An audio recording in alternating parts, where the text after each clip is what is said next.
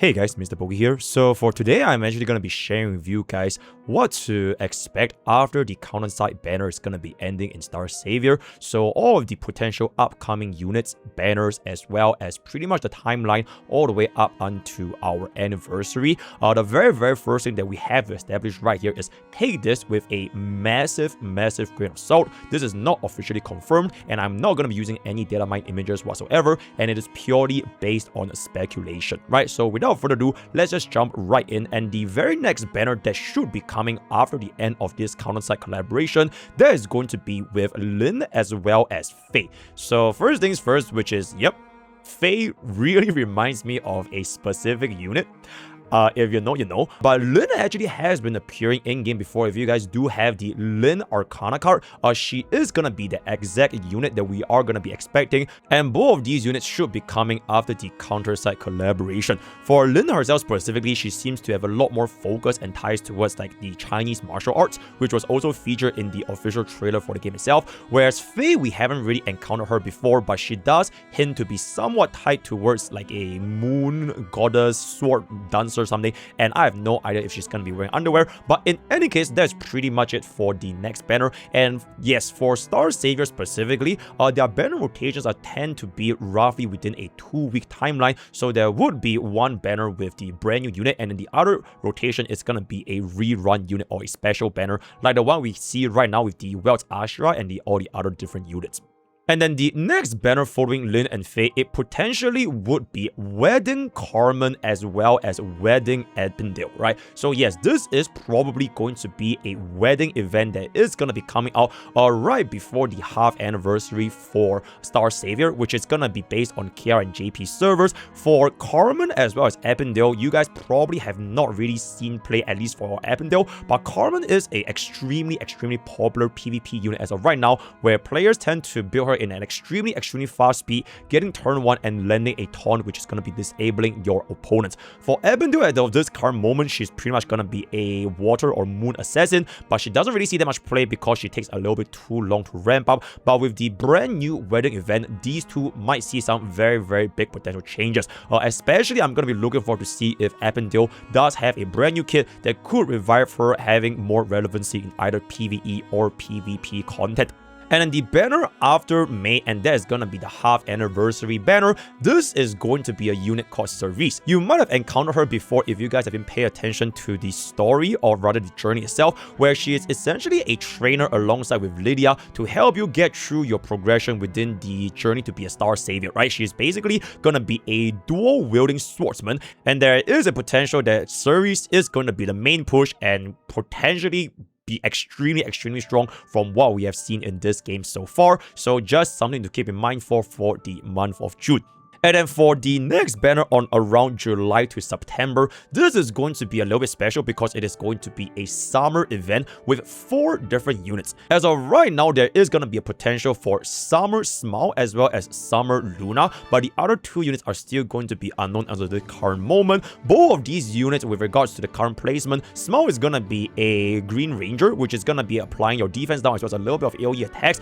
So far, nobody really uses her for most PvE and PvP content, except that Smile has a very easy to run journey if you're trying to farm for your hard journey ascension because of her unique items. So you can see there are a lot of potential players, even at Resonance 8 or even Resonance 7, Smile can actually full auto clear your hard journey, so that is gonna be the biggest use. Other than that, she has seen play before in one of the season in Cosmo Gates back in KR and JP, but at this moment we don't really see a good use for her for now. And then the other unit is going to be Luna, which is pretty much exclusively going to be an RTA unit, right? She is pretty much gonna be the one of, if not the best, AoE damage dealers, alongside with units like Dana as well as Muro. If you have encountered Luna before, you've probably experienced the feeling of getting completely destroyed with a save ray, buffing up your Luna, and then Luna just so burn, pretty much just break every single one of your units and do tons and tons of damage over there. So for the summer event, they are definitely going to be getting a brand new look, and for both of these units, I'm not too sure if their roles are still going to be sticking with their current playstyles,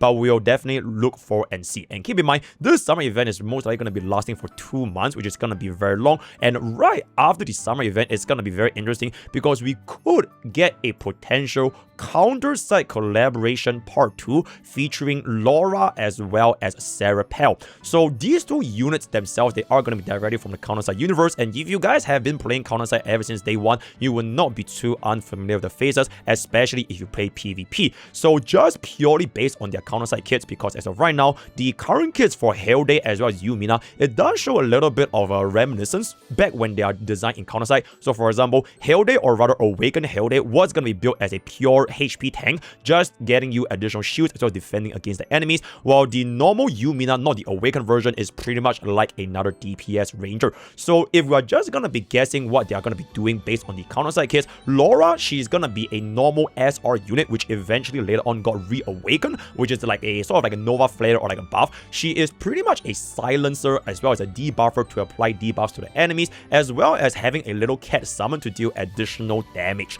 And then for Sarah Bell, she's gonna be a full HP scaling tank with an extremely high damaging team-wide. The entire map for Counterside is going to be hit by Sarah Pell's ultimate all the way at the backline, as well as the ability to cast her self-sustain. So if we are going to be taking some sort of influence from their Counterside kits, then we can expect some similarities to come for these units in Starsavior. And then for our very last potential unit that's going to be coming, and that is going to be the Anniversary unit, which is once again based off of KR as well as JP. This is going to be Executor Gilly, which is pretty much going to be the final boss you guys will encounter if you're going to be playing in the Journey mode. So you have also seen her in the very first fight when you first logged into Starsavior. And so if you guys have been re-rolling in Starsavior, you have definitely seen her face before. So this is going to be pretty much her using the umbrella, and most of the kits in the game might show some similarities to the boss fight you will be experiencing if you have been playing alongside with the Journey, right? So these are going to be the potential upcoming units coming for Starsavior from April all the way through December. Once again, these are purely just based on speculations, and you should take this with a massive grain of salt because there are no official confirmations. Now, before we leave, there's one last potential unit that may or may not come this year, and that is going to be Carnelia, right? Carnelia actually appeared in a event quest if you guys play in KR and JP, as well as appearing in the MSQ for Chapter 4. She is pretty much going to be Belle's sister, and yes, that is a very big lantern over there. We might be seeing her coming out in one of these durations, or maybe she might be coming out in another year, and that's gonna be 2027.